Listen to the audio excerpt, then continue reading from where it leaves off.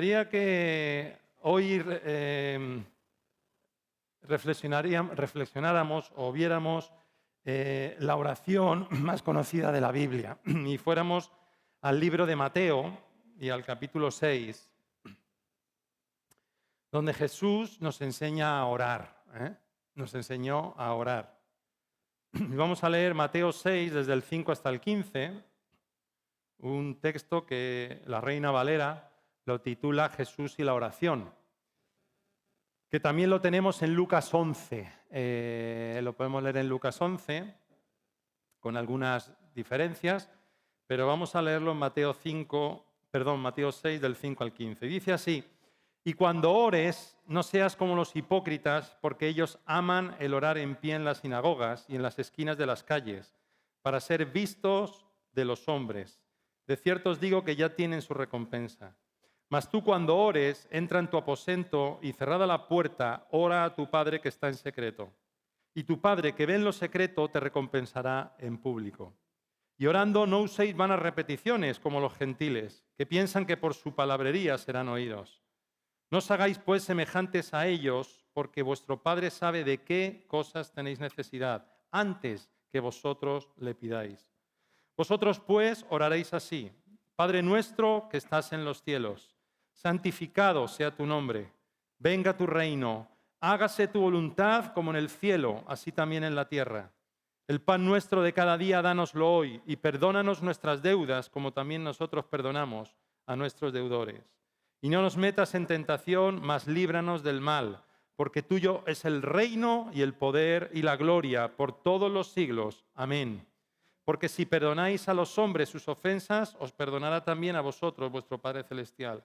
Mas si no perdonáis a los hombres sus ofensas, tampoco vuestro Padre os perdonará vuestras ofensas.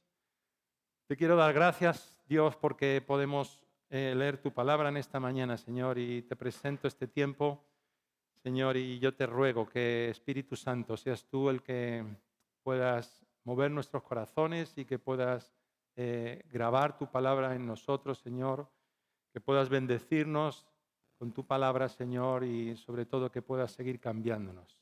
Señor, te ruego, Padre, que seas tú que hables a nuestras vidas en esta mañana. Te lo pido en el nombre de Jesús. Amén. Amén. El Padre Nuestro es la oración más conocida de la Biblia, la oración modelo que Jesús nos enseñó, ¿no? Pero muchos creen que esta oración es simplemente para ser repetida de forma mecánica, ¿no? Como si esto tuviera algún tipo de efecto. Y así es como nos enseñó la Iglesia Católica Apostólica Romana, ¿no? En la que hay tradición en este país, ¿no? Enseñaban a rezar tantos Padres Nuestros, ¿no? Reza 3 Padres Nuestros, como si la repetición tuviera algún efecto, ¿no?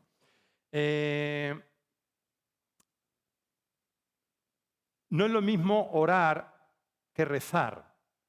Se usan de forma igual, ¿no? La Iglesia Católica habla de rezar y nosotros hablamos de orar. ¿Por qué? Porque orar es hablar con Dios. Rezar es una palabra que viene del latín de la palabra recitar, es decir, repetir una serie de palabras de forma mecánica. Por eso nosotros no rezamos, sino oramos, porque orar es hablar con Dios, es decir, tener una intercomunicación bidireccional con Dios. Y igual que hay personas que pueden repetir el Padre Nuestro de una forma mecánica, podemos también caer en el error de nunca orar de esta forma. Y Jesús nos enseñó a orar así. Con lo cual, creo que es bueno que recordemos esta oración que Jesús nos enseñó y el significado que tiene en nuestra vida. Lo primero que dice el versículo 5, Jesús le dice que cuando oremos no seamos como los hipócritas. Vuelve a hablar de la hipocresía. Justo antes está hablando sobre Jesús, sobre las limosnas, ¿no? Que también habla de la hipocresía. Pero Jesús no censura la oración en público, sino lo que está diciendo es que tengamos cuidado cuál es nuestra motivación a la hora de orar. Es decir, si nuestra motivación es el ser oídos, estamos siendo hipócritas. Y Jesús no cuestiona, como decía, la oración colectiva, porque es buena. De hecho, los apóstoles y la iglesia primitiva lo hacía. Si vas a Hechos 2:42, dice que perseveraban en la doctrina de los apóstoles, en la comunión unos con otros, en el partimiento del pan y en las oraciones. Por lo tanto, es bueno la oración. Y es bueno hacer la oración conjunta en la iglesia, los miércoles, tanto por la mañana como por la tarde. Es bueno. Yo siempre me acordaba de las reuniones de oración cuando era joven en la iglesia, donde yo me crié allí en Montermón, pues y ocurre aquí, ¿no? Que es la reunión donde menos personas hay. Y es que la oración cuesta porque implica el humillarnos, implica también a veces escuchar a otros y cuesta venir a la oración, ¿no? Pero es necesaria la oración de la iglesia. Pero lo que está diciendo aquí Jesús es que lo importante no es dónde oramos, sino por qué oramos, cuál es nuestra motivación a la hora de orar. Y nuestra motivación no es que nos oigan, sino nuestra motivación tiene que ser hablar con Dios y pedir que Dios obre en nuestra vida, en la de nuestra familia, en la de nuestra iglesia, nuestra ciudad, nuestra nación. El versículo 6 dice, mas tú cuando ores, ahora en vez de hablar en plural, habla en segunda persona de singular. Mas tú, dice Jesús, cuando ores, entra en tu aposento y cerrada la puerta, ora a tu Padre que está en secreto. Es decir, Jesús nos anima y nos aconseja orar en secreto.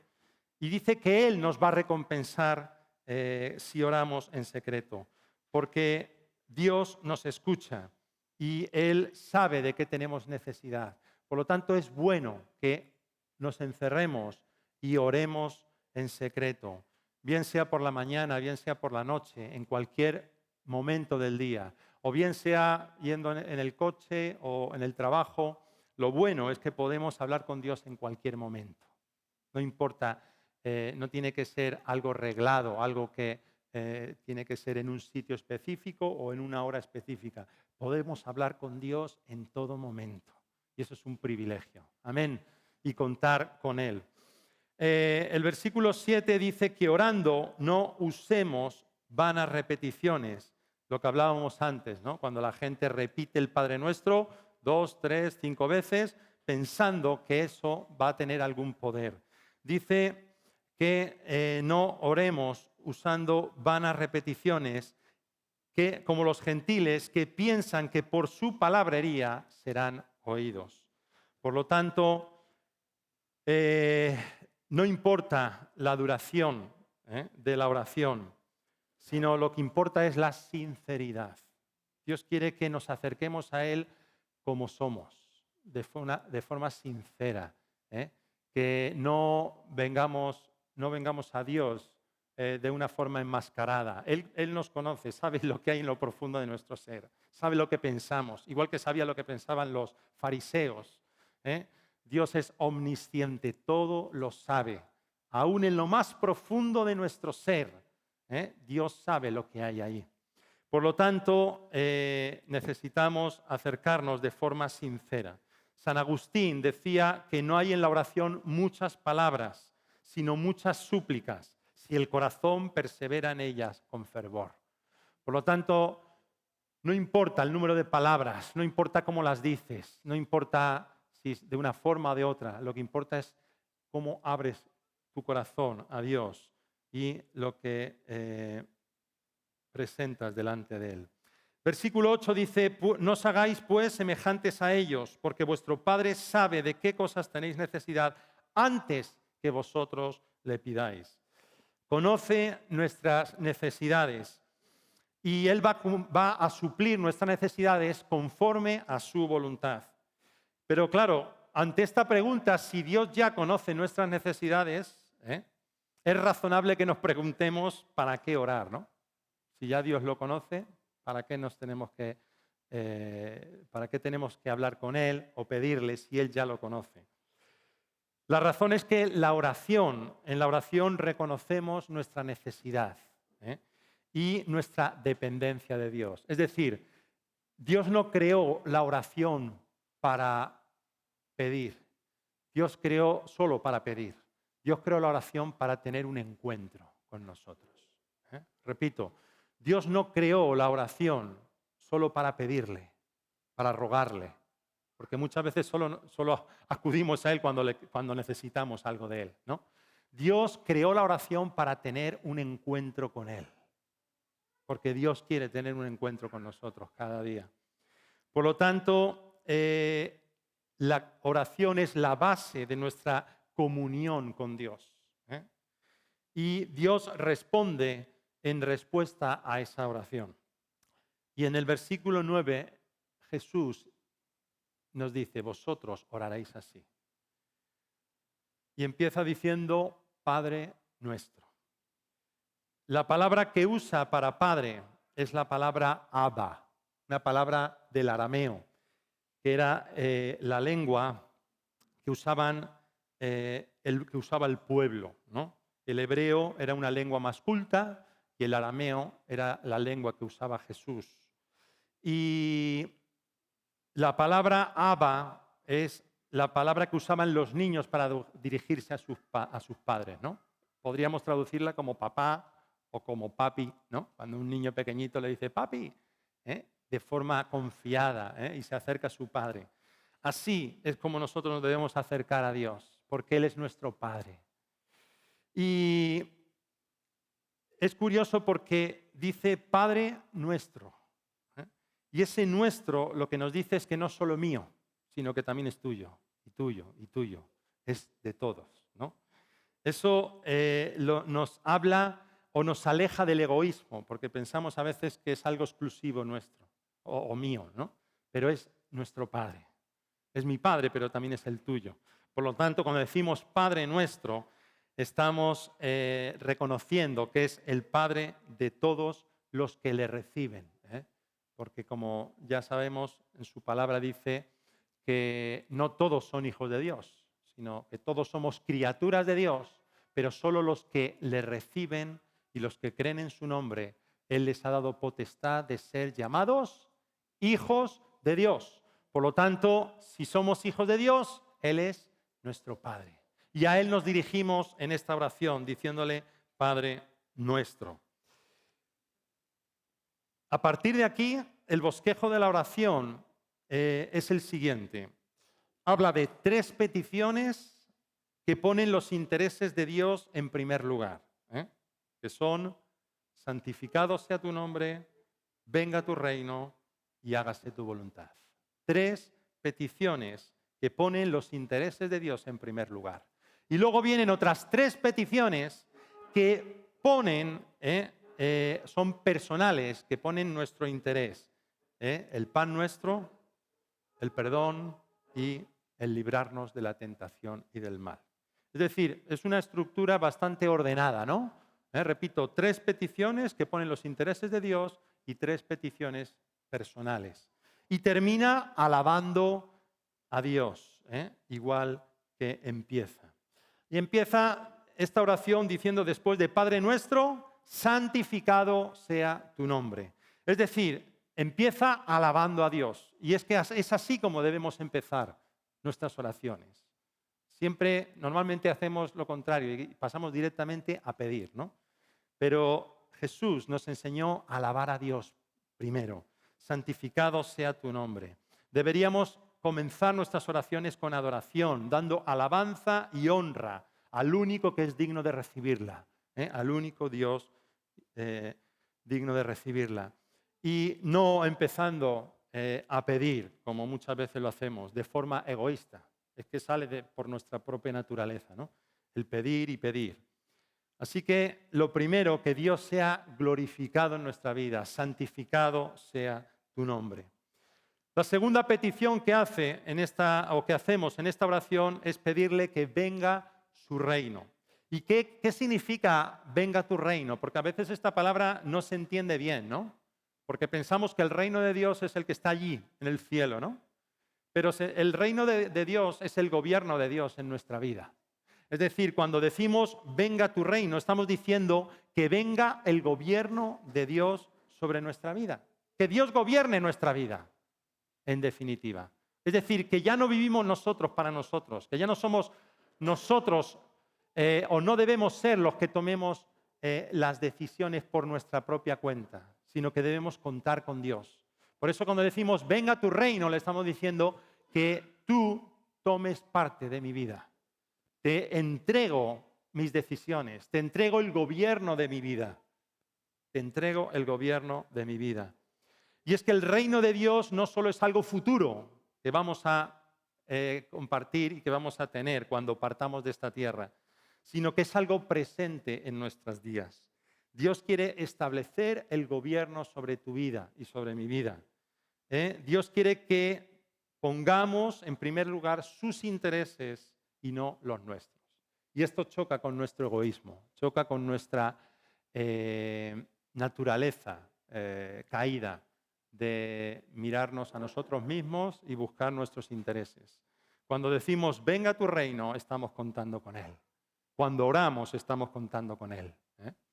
Y te aseguro que si contamos con Él, muchas de las decisiones que tomamos van a ser correctas y nos vamos a ahorrar muchas caídas y muchos problemas que a veces sufrimos por no contar con Dios. Decisiones continuas que tomamos en nuestra vida. Cada día tomamos cientos de decisiones. Unas son con muy poca importancia, pero otras son importantes en nuestra vida. Así que contemos con el reino de Dios, con el gobierno de Dios. Y la tercera petición que hacemos en esta oración es que se haga la voluntad de Dios, como en el cielo, así también en la tierra. En esta petición reconocemos que Dios sabe qué es lo mejor para nosotros y entonces rendimos nuestra voluntad a Él. Cuando confiamos en Él le decimos que sea hecha tu voluntad. Y a veces la voluntad de Dios no es la que nosotros queremos y va en contra de nuestros intereses y de nuestros deseos y a veces de nuestra perspectiva, de nuestra visión. Pero cuando decimos hágase tu voluntad, como en el cielo, así también en la tierra, estamos reconociendo que Dios sabe lo mejor para nosotros y rendimos nuestra voluntad delante de Él. Anhelamos no solo la voluntad de Dios para nosotros, sino para todo el mundo, ¿no? Que se haga la voluntad de Dios en mi vida, en mi familia, en mi iglesia, en mi ciudad, en mi nación, en este mundo que se pierde, porque sabemos quién es el príncipe de este mundo, ¿no? Que se pierde sin Dios. Por lo tanto, hágase tu voluntad. Cuando dice como en el cielo, así también en la tierra, nos muestra no solo que en el cielo se hace la voluntad de Dios, sino que también en el cielo se adora y que en el cielo el gobierno de Dios se establece. Así que en el cielo hay adoración, en el cielo el gobierno de Dios es ejecutado, en el cielo la voluntad de Dios se hace y lo que pedimos es que se haga también aquí en la tierra. Que Dios sea adorado aquí en nosotros, que Dios pueda gobernar sobre nuestras vidas y que Dios pueda hacer su voluntad sobre nosotros. Y ahora, después de estas tres peticiones que ponen a Dios en primer lugar, habla de tres peticiones que hablan de nuestros intereses. La primera es que Él nos dé el pan, que es necesario, ¿no? Vivimos en un tiempo de abundancia, ¿no? En tiempo donde tenemos todo lo que necesitamos, pero ha habido otros tiempos en los que no ha habido abundancia. No hace mucho en esta misma nación, en España, hace 80 años,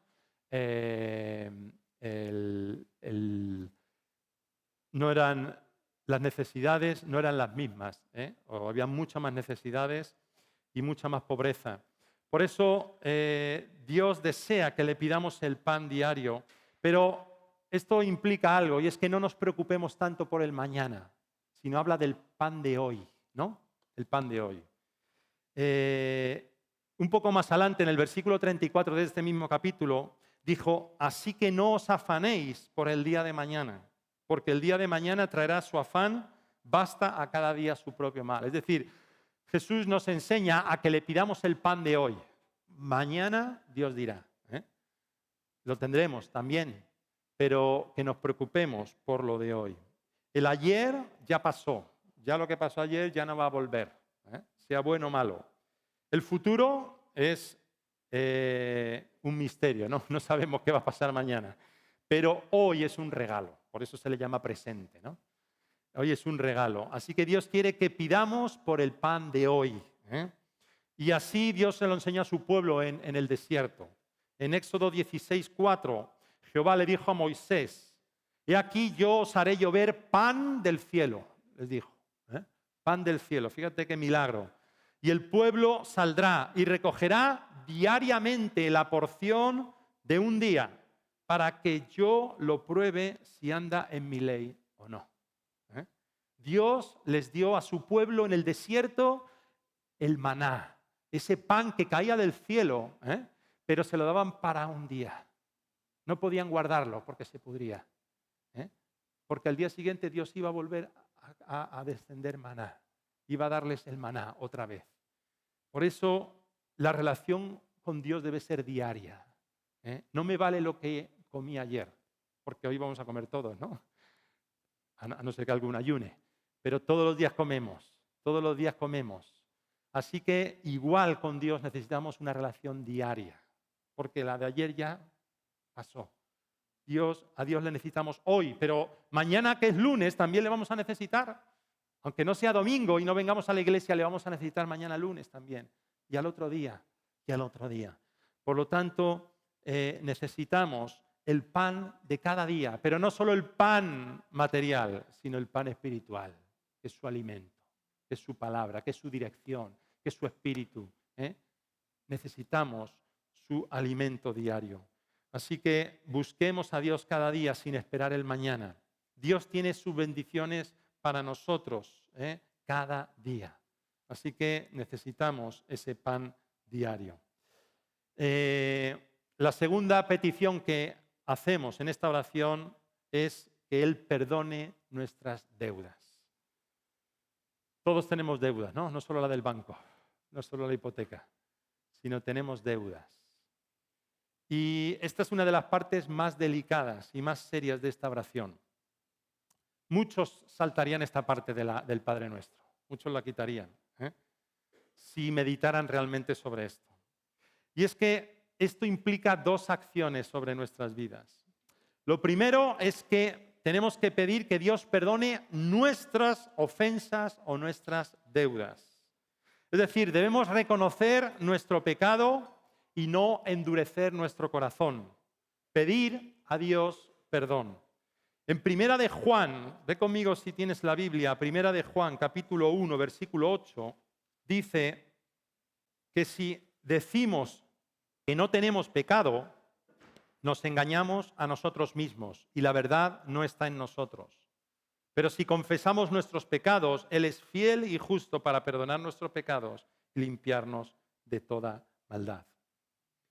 Por lo tanto, si decimos que no tenemos nada de qué pedir perdón, estamos mintiendo y podemos mentir a otros, pero también nos estamos engañando a nosotros mismos. Por lo tanto, en nosotros hay pecado y pecamos continuamente. Cierta ocasión una niña le dijo a su padre, papi, ¿podemos estar una semana entera sin pecar? Y su padre le dijo, eso no puede ser. Y le dijo, ¿y podemos estar un día entero sin pecar? Y dice, eso es muy difícil, un día entero. Y dice, ¿podemos estar una hora?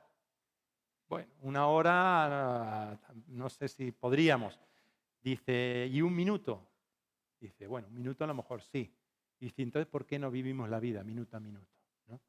Entonces, necesitamos tener conciencia del pecado, de que el pecado está en nosotros y que fallamos continuamente. Fallamos a Dios y fallamos también a los que nos rodean y sobre todo a los que están más cerca de nosotros. con los que más convivimos, con nuestra familia. Por lo tanto, necesitamos pedir perdón. Y que Dios perdone nuestras ofensas y nuestras deudas. Y delante de Dios no hay pecados grandes o pequeños. Lo que sí hay consecuencias mayores o menores del pecado. Eso es evidente. El pecado tiene unas consecuencias. Pero cualquier mínimo pecado es grande delante de Dios. Decía un hombre llamado Jonathan Edwards que cualquier pecado es más o menos odioso según sea el honor de quien hemos ofendido. Puesto que Dios es de infinito honor e infinita santidad, el menor pecado es de infinita consecuencia, decía este hombre. O sea que cuando estamos pecando, delante de Dios la consecuencia es grande. Por eso necesitamos pedir a Dios que Él nos examine y que Él nos perdone. Salmo 139, David abre su corazón a Dios y le dice que le examine. En el versículo 23 le dice el rey David a Dios, le dice: examíname, oh Dios, y conoce mi corazón. Pruébame y conoce mis pensamientos y ve si hay en mí camino de perversidad y guíame en el camino eterno, le dijo David a Dios. A veces hay incluso cosas ocultas en nosotros que ni nos damos cuenta, pero están ahí. Por eso tenemos que pedirle a Dios que nos examine y que Él nos limpie y nos perdone. El pecado es grave delante de Dios. Fíjate tú una cosa, los que practican, por ejemplo, pensamos que hay pecados grandísimos y pecados muy pequeñitos, ¿no? Para Dios el pecado es pecado. Los que practican la homosexualidad tendrán que dar cuentas a Dios por todo su pecado, no solo por su preferencia sexual, ya que están condenados cualquiera que sea su estilo de vida. Es decir, cuando entienden que tienen otros pecados, mentira, odio, blasfemia, etcétera, etcétera, etcétera, verán su necesidad de arrepentirse y recibirán un corazón nuevo con nuevos deseos. Con nuevos deseos. Por lo tanto, examinémonos. En vez de mirar, como hablábamos hace también unos domingos, en vez de mirar la paja del ojo ajeno, miremos nuestra viga y le pidamos perdón a Dios por lo que hacemos, por nuestras deudas. Y no solo a Dios, sino también a los que tenemos al lado, cuando les fallamos, pedirles perdón, porque ofendemos con mucha frecuencia. Pero no solo implica pedir perdón, o sea, que Dios perdone nuestras ofensas o que otras personas nos perdonen, sino también implica que nosotros perdonemos a otros las faltas y las ofensas. Dios no perdona a quien no quiere perdonar. Lo tienes en Mateo 18, 23. No lo vamos a leer, pero lo puedes leer en tu casa. Hay una parábola, Mateo 18, 23, 33, donde habla de un rey y sus siervos. El rey perdonó a su siervo la deuda que tenía con él. Pero ese siervo tenía a su vez un consiervo, otro más abajo de él, al que le debía dinero.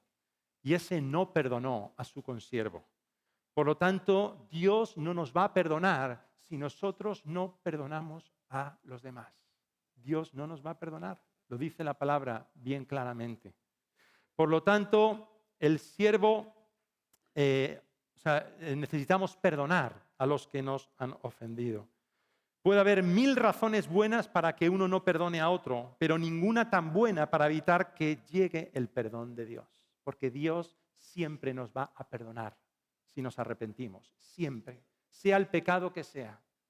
Dios nos va a perdonar si nosotros venimos a Él arrepentidos. Por lo tanto, es nuestro deber perdonar a cualquiera que nos ofende. El rencor, que es lo contrario del perdón, es un obstáculo para crecer en la vida espiritual. Mucha gente no crece en la vida espiritual porque vive en rencor y no perdona y no puede crecer porque el rencor para el crecimiento espiritual. Sin perdón nos estancamos y no podemos avanzar. Y la decisión de perdonar es algo personal tuyo y mío. No es un sentimiento, no es una emoción, no es algo que tú tienes que sentir para perdonar a otros que te han ofendido. Es algo que tú tienes que hacer en tu voluntad. Es un acto de la voluntad del ser humano. Porque Jesús nos dijo que debíamos perdonar. Sencillamente porque Él nos ha perdonado en Cristo Jesús. Él nos ha perdonado. Así que es imposible que una persona que haya nacido de Dios y tenga el Espíritu Santo no pueda perdonar. El que tiene el Espíritu de Dios puede perdonar, porque ha sido perdonado. Por lo tanto, con el amor de Dios podemos perdonar. Aún podemos orar por nuestros enemigos, como dijo Jesús. ¿Cómo se puede hacer? Con el Espíritu de Dios. Así que perdonar, pedir perdón a Dios y perdonar a otros. Y por último, la tercera petición es que no nos metas en tentación, mas líbranos del mal. Hay una versión que me gusta más, que es no nos dejes caer en tentación. ¿Por qué? Porque Dios no tienta a nadie. Dios no tienta a nadie, lo dice Santiago 1:13. Dice, cuando alguno es tentado, no diga que es tentado de parte de Dios, porque Dios no puede ser tentado por el mal, ni Él tienta a nadie. Por lo tanto, Dios no nos va a tentar. Por eso debemos pedirle que no nos deje caer en tentación, que nos libre del mal. Y esto habla de la guerra que tenemos espiritual y que es diario también. Vivimos muchos días ajenos a esta guerra, pero es real y es diaria, es cada día. Nuestra lucha no es contra carne y sangre, no es entre nosotros, aunque nos peleamos y nos enfadamos. Y nuestra lucha, lo dice claramente el libro de Efesios, es contra principados, potestades, gobernadores de las tinieblas y huestes de maldad en las regiones celestes. Esa es nuestra lucha y es real. Lo que pasa es que muchos no lo creen porque no lo ven y otros pasamos mucho tiempo sin ser consciente de ello porque no lo vemos. Pero nuestra lucha es espiritual. Por eso tenemos que pedirle a Dios cada día que nos libre del mal, porque el mal está a nuestro alrededor. Dice la palabra en otro sitio, en otro lugar, que el diablo está como un león rugiente alrededor, mirando a quién devorar, ¿no? Por lo tanto, necesitamos que Dios nos libre del mal y que Él nos guarde y que no seamos colocados en situaciones donde seamos tentados. Así que la tentación no es lo mismo que la prueba. La tentación tiene como fin nuestra destrucción. La prueba tiene como fin el crecimiento de nuestra fe. Dios nos prueba, pero no nos tienta, ¿vale? Dios nos prueba o nos pone en pruebas, pero Dios no nos tienta. Existen dos maneras en las que Satanás puede tocarnos. Una es con el permiso de Dios. Así pasó con Job, así pasó con Pedro, que Dios permitió que el diablo les zarandeara. Si Dios lo permite, puede zarandearnos. Y otra manera es si le damos lugar al diablo. Efesios 4:27 dice, no deis lugar al diablo. Si nosotros le damos lugar, él va a zarandearnos. Por lo tanto, tenemos que pedir a Dios que Él nos defienda, que Él haga un escudo a nuestro alrededor, como dice la palabra, y que Él nos libre del mal.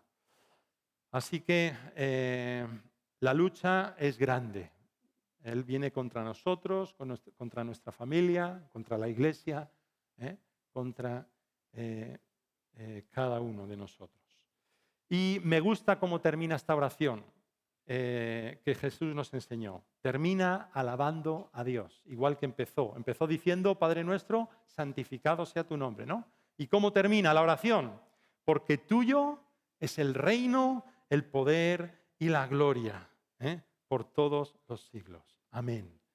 Si coges la Biblia Nácar Colunga, ayer lo comprobé, tengo una que era de mi padre, La Nácar Colunga es la versión que usa la Iglesia Católica Apostólica Romana.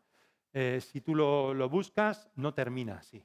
Termina con no nos metas en tentación, mas líbranos del mal. Pero en esta versión me gusta cómo termina, porque dice, porque tuyo es el reino y el poder y la gloria por todos los siglos. Amén. Es decir, termina adorando a Dios, reconociendo que Dios es soberano, que Él está por encima de todo y que Él es el único motivo por el que nosotros podemos estar. Amén. Así que dijo Calvino una frase, que este final debería no solo dar calor a nuestros corazones para proseguir hacia la gloria de Dios, sino también decirnos que todas nuestras oraciones no tienen más fundamento que solo Dios. El fundamento de nuestra oración es Dios. No es nuestro egoísmo, no es pedir para que Él nos dé o nos libre o no. El fundamento es Dios, porque Él es todo. Él es todo. Por lo tanto, terminemos alabando y adorando a Dios. Y ya termina los versículos 14 y 15 recordando el qué. Otra vez, el perdón. O sea que si lo vuelvo a decir al final, quiere decir que es importante. Que Dios sabe lo que necesitamos, pero necesitamos perdonar. Porque si no perdonamos, Dios no nos va a perdonar. Si quieres ver cómo debemos perdonar, lo tienes en Mateo 18, versículo 15. Ahí también nos enseña cómo perdonar. Pero Jesús nos enseñó a orar con esta oración. Y Dios va a responder conforme a su voluntad. Podemos orar de 1000 formas. Lo importante es que abramos nuestro corazón a Dios. Pero esta oración es una oración modelo. ¿Por qué? Porque lo tiene todo. Por eso es bueno orar el Padre Nuestro. Puede haber gente que diga, no, yo no oro el Padre Nuestro porque lo hacen los católicos. No, esto no lo enseñó Jesús, no la Iglesia Católica, Apostólica Romana. Otra cosa es que se haya hecho mal uso de esta oración, pero esto no lo enseñó Jesús. Por lo tanto, usemos el Padre Nuestro. Aprendamos a orar. Y entendiendo lo que significa esta oración en nosotros y que podamos hacerla nuestra, ¿no? Que no sea una vana repetición, sino que pongamos nuestro corazón en lo que estamos diciendo. Y Dios va a responder conforme a su voluntad. Amén. Cada domingo a las 11:30 celebramos juntos que Jesús vive. Te invitamos a disfrutar de este tiempo de bendición y alegría.